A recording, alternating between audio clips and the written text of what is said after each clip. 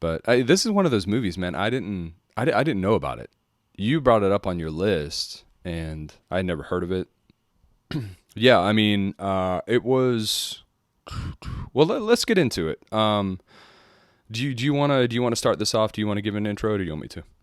Yeah, Sunset Limited, which is its namesake comes from the train, which is a real train. In any case, Tommy Lee Jones and Samuel L. Jackson as quote black and white for their characters, and that's their character names they play. Directed by Tommy Lee Jones, written by Cormac McCarthy for the screen, as well as adapted from his play, which he did both of because this is a play. Came out in 2011, and it was an HBO movie. You Yeah. go ahead. Yeah. Do you know? I haven't looked yet. Do you know if this is Tommy Lee Jones' directorial debut? Was this? This probably wasn't the first movie he directed. I'm just curious. Do you have any idea there? I don't know. I was looking at some Rotten Tomatoes user reviews, and somebody said his sophomore entry, which usually means Oh. not his freshman's usually. I don't know. I don't think it is. Yeah, I guess he and Cormac McCarthy, the writer, are good buddies. So maybe that's why he got behind it. Yeah, it really caught me by surprise, this one.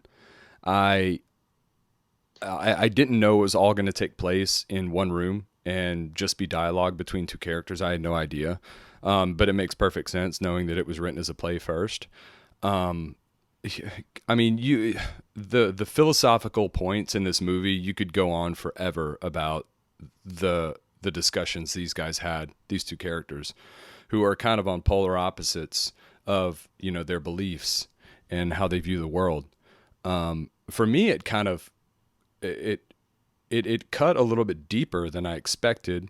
Not to spoil the entire plot, you know, which I guess is kind of impossible. The base of the plot is Samuel L. Jackson's character, Black, apparently saves Tommy Lee Jones' character, White, from committing suicide by jumping in front of the Sunset Limited train. And they wind up in the apartment together, and they're talking about their views on life, existence, so on and so forth, religion, etc., etc. And yeah, Tommy Lee Jones, his character reminded me a lot of my dad, which was really unexpected. And I started taking notes on this and writing quotes down. And I realized about 20 or 30 minutes into the movie that this is just going to be impossible because I kept pausing and rewinding. It's just like, there's too much. I mean, brilliantly written. Absolutely incredible. And I can't help but think when I see something like this, I go back to a play, which this obviously was a play. I couldn't find out who acted in the play version of it, but they may have done one intermission in this. And the fact that two actors sat at a table and performed this for what I can only assume to have been 90 minutes plus on stage, it completely blows my mind. As kind of someone who is a part-time wannabe actor, I see something like that. Nothing but admiration. One critique I do have before I pass it over to you is what I picked up on that bothered me just a little bit, but I can look past it, is it was acted on film like it was a play, especially from Tommy Lee Jones. I felt like it's kind of hard to articulate. I would say it was too memorized, if that makes sense. It's like you could tell he knew what he was going to do before he did it. And that was really clear to me at many, many points in this film. So that's my only critique. Other than that, I thought it was brilliant. And I think this is a movie that every single person should watch. You thought he was telegraphed in his movements and dialogue? Tommy Lee Jones, more so than Yeah. Sam Jackson. Yeah, I could tell. It seemed to me like, and this is just my opinion, it seemed to me like he was planning out what he was going to do before he did it. And that was most of the line delivery. It was too quick and too on point to be organic or to seem organic. You know what's funny is I was looking at the user reviews of Rotten Tomatoes, which I usually do because you get user reviews and you can tell if they're bots or paid shills. And somebody said that, not the Telegraph, they said that for both characters, their depth of and breadth of dialogue was too unrealistic. It seemed like someone wouldn't say that Yeah, off the cuff. They would have to have time to think before they just blurted it out. exactly. There wasn't enough hesitation, not enough just natural human, condition into those characters that, made it believable for me. Yeah, there's a movie that's really famous called My Dinner with Andre, which is similar to this. I think shot entirely at a table. at dinner and they talk about, I don't even know what it's about, but it's I want to watch it. It's a philosophical conversation between two people, and it's a film. So this is similar to that. I like what I like about it is Samuel Jackson. I don't think he's underrated. I just think people, think of Snakes on a Plane and Shaft and silly crap he was in. But first of all, Samuel Jackson is an acting powerhouse. He's been in so many movies, but he does Yeah. have incredible range. I think he's a very talented actor. He fills in the cracks that Denzel can. Denzel is an intense and good, but he does have kind of like I don't know if we're doing like wavelengths or whatever the right thing is for his range. It's only so far. Um, Jackson can go really far from left to right, all over the place. He has a lot of range, I feel like, and he does it really well. Yeah, for me, I think he's one of the most talented actors that we've ever seen on film. Look at Django Unchained. I know you're not a Quentin Tarantino fan, but just watch it for his performance in that. Phew, unreal. Absolutely unreal. But he can go any direction. I don't think this guy could be handed a character and not pull it off. Yeah, that's what I'm getting at. Is he understands the character. He gets it. He doesn't. Well, most actors are. Oh, there's Brad Pitt being Brad Pitt, right? Or I'm just giving you an example. I'm not saying Brad Pitt's not a good actor, but Sam Jackson, you're like, oh, there's Sam Jackson being a character. I liked him in Kingsman, the first one, and he was the villain with a lisp, and he just has, like I said, he understands characters really well. Okay. I still haven't seen Kingsman. You raved about that, right? The first one, the second one's okay. The third one I refuse to watch. I heard it went across a lot of themes I don't care about. Okay. Although watching the first one again, now that my viewpoints have changed in life and the world a lot, I see how it's more Hollywood propaganda in some ways. It's still good. It's got good action. I'm entertained. I've watched it multiple times. It's worth watching. The sequel is too. Okay. Yeah, it's funny you say that about Cormac McCarthy and Tommy Lee Jones. To go back to your earlier point, because No Country for Old Men, obviously Cormac McCarthy wrote. And Jones was in it. I wondered, I'm like, does he know Cormac somehow or something, or what? I'm curious how this happened twice. And apparently, like you say, they're friends of some sort. Yeah.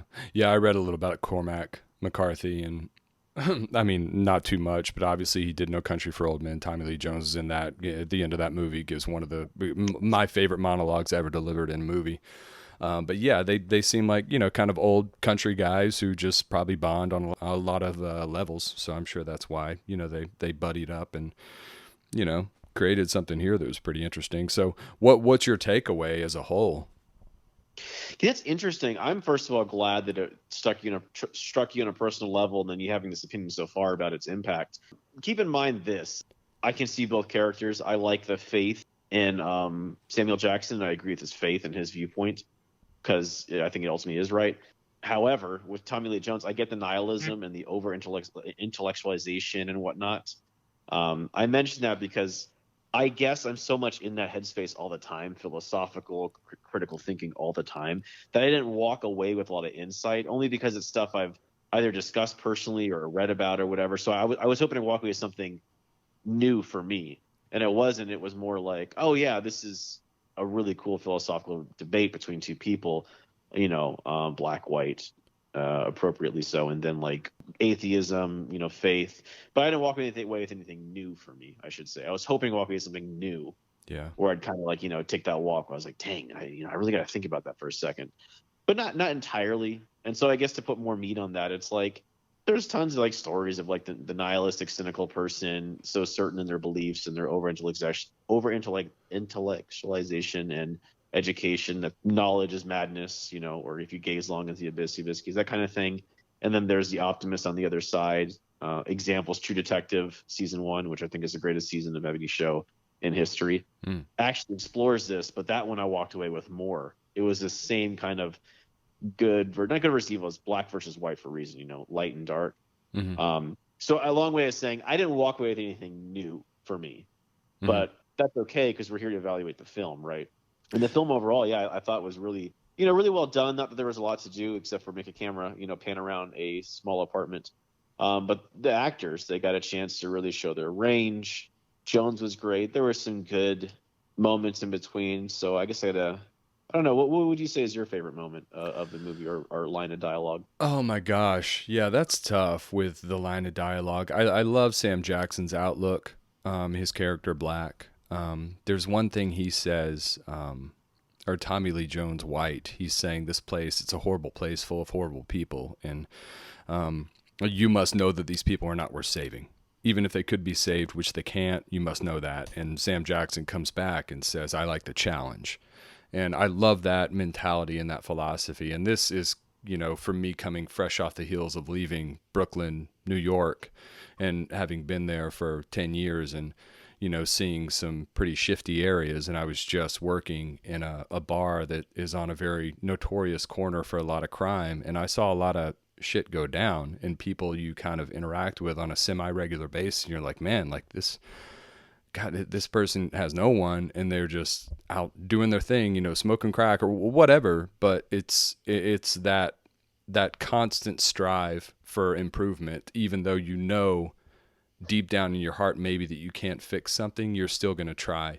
And maybe if the world was filled with more people like that, we would have some hope.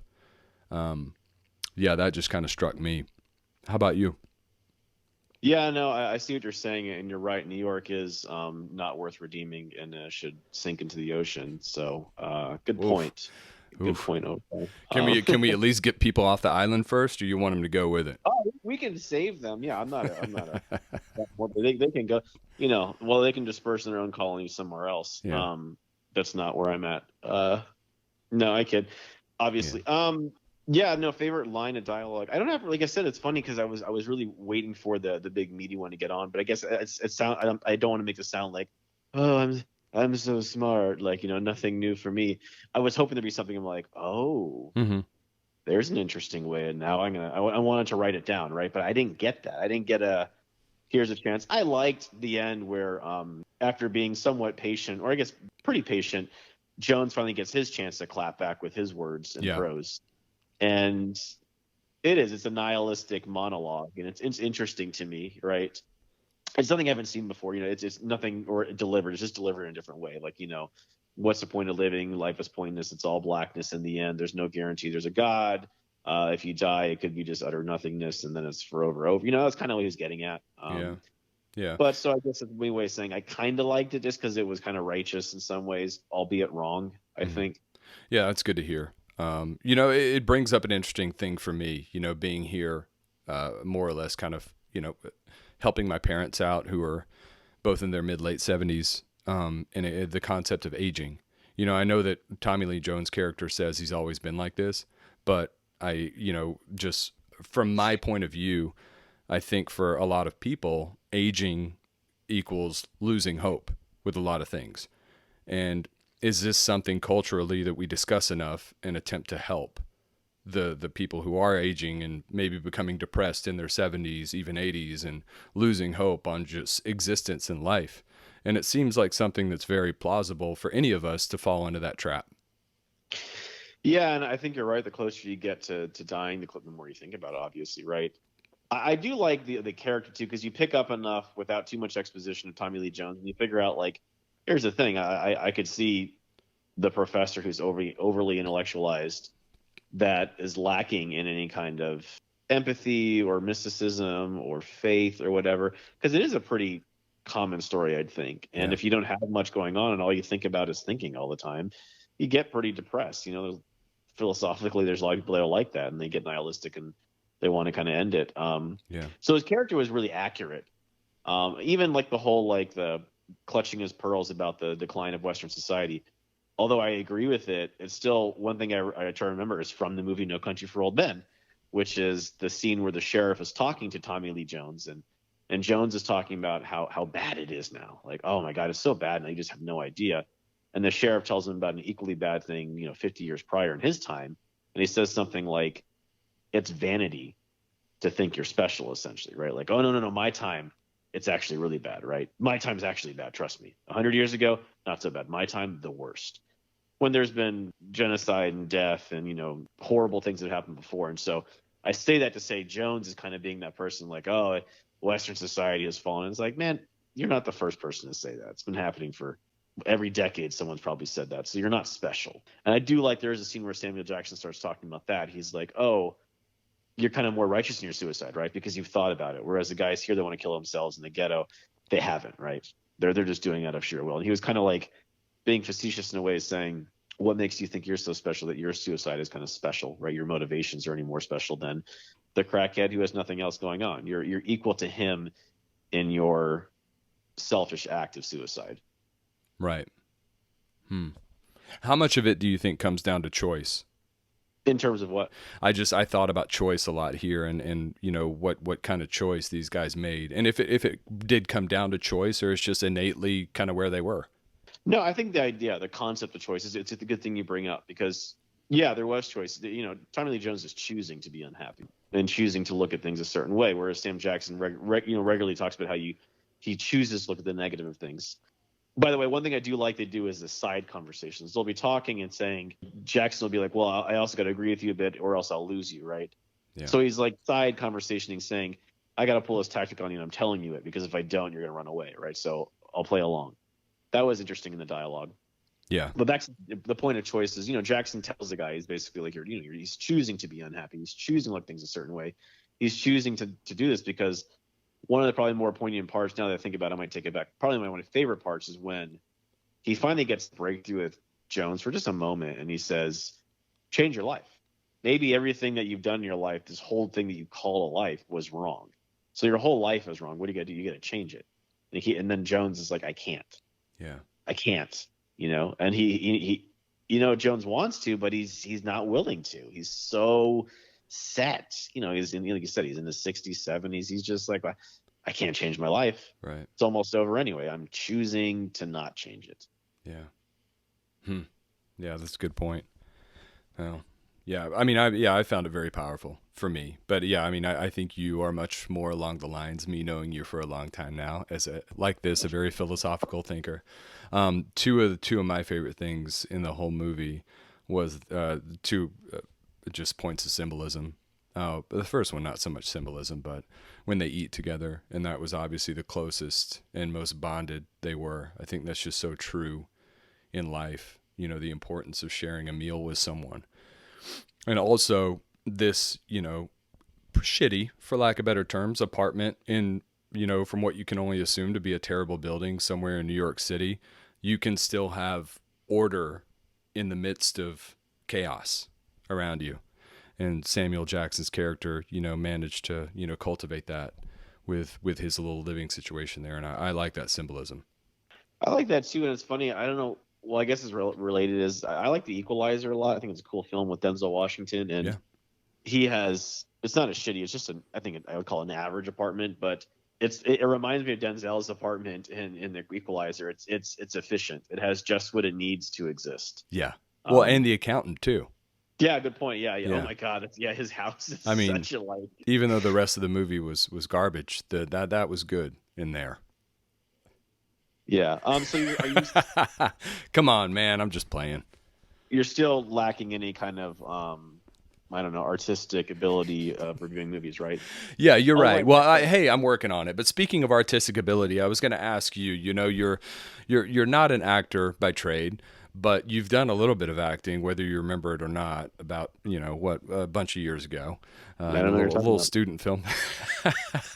How would you go about? Okay, if someone said, "Hey, man, you're going to be in this play. You are playing this character. Here's the script. There's no intermission." How would you go about memorizing this entire script? Oh, really? Yeah. I don't know. I'd have any kind of like process. I think I just memorize it. You wouldn't have an instinct to say, there's sort of an art to this. Let me. You just go from page 1 to page 100? Are you just asking how I would accomplish the task of memorizing? Yeah. I don't know. Like I said, the only thing I say is in the military, in like officer candidate school, when you're becoming like an officer, it's like basic training for officers. Mm-hmm. There would be like incredibly long things you have to memorize, which no one could. Mm-hmm. And then what they do is you'd forget, like it'd be like a doctrine or some rule, and it'd be like a long, like page long, and no one could memorize it. So what they would do is they're purposely setting you up to get in trouble, and then they make you do push-ups to sit-ups or smoke you, as I call it. Mm-hmm. Point is, I was always pretty good at memorizing things, maybe because I was put under pressure and I had to. So I think it's a long way of saying I think I would just memorize it. I would read it, memorize chunk, and then memorize the whole thing. I don't know. I wouldn't like use like a mnemonic device or something, or like or like a memory palace or anything. What about you?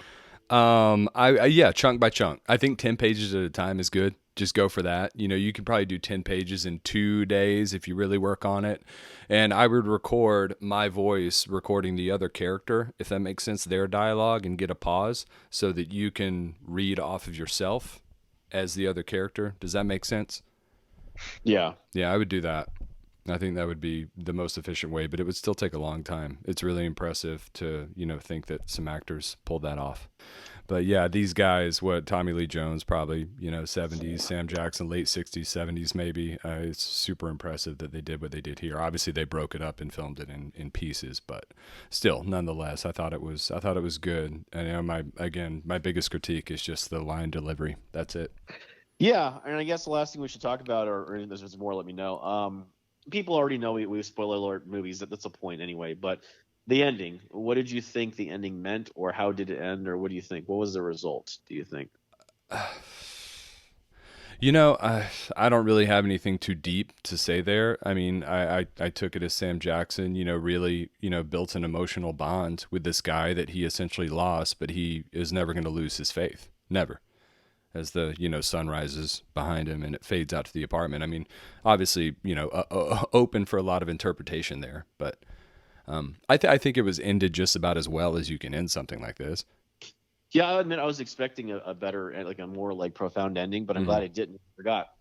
It's Cormac McCarthy. He kills protagonist, Yep. Bunch for Old Men, spoiler alert, you know, near the end of the movie, because he does. Although he could say Tommy Lee Jones is protagonist, but whatever.